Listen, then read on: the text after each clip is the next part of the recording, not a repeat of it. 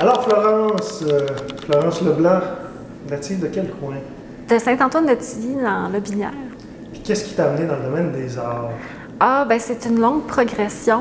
Moi, j'avais un bac en arts. Puis après mon bac en arts, j'ai pas tout de suite entrepris de démarche artistique. Je voulais gagner ma vie. Donc, j'ai fait une maîtrise en muséologie. Puis j'ai travaillé quelques années dans les musées. Puis à la longue, à force de côtoyer des artistes, ben, j'ai fini par développer une pratique en photographie, mais qui était quand même fortement teintée par mon intérêt pour la muséologie parce que je me suis toujours intéressée aux lieux anciens, aux lieux marqués par le temps. Puis encore aujourd'hui, comme artiste, les maisons anciennes, c'est quelque chose qui m'intéresse beaucoup.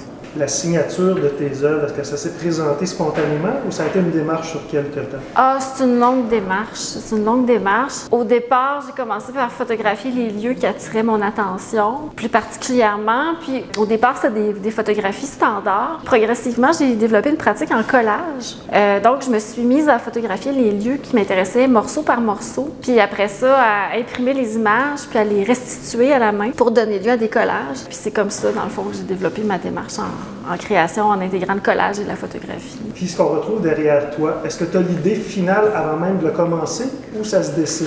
Non, il y a une grande part de hasard. En fait, le projet Souvenir Station, c'est un projet qui s'est développé à force de faire plusieurs voyages, différents road trips au travers du Québec, mais aussi un peu aux États-Unis. Donc, à force de faire différents voyages dans diverses régions du Québec, quand je voyais un lieu qui m'interpellait, ben, je m'arrêtais puis je le photographiais, toujours morceau par morceau. Puis c'était juste rendu chez moi que là, ça devenait un projet de collage. Puis à chaque fois, bien, il y a le défi de restituer le lieu, mais il y a aussi celui d'y ajouter autre chose. Des fois, j'aime exagérer la représentation des lieux que je recrée. Fait qu'à ce moment-là, des fois, ça devient un peu même une contrainte.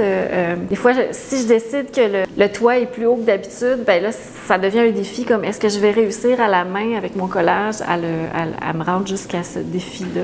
Donc c'est ça, une fois que les photos sont prises, c'est pas terminé. Il y a vraiment l'étape du collage après ça qui est comme une autre phase, là.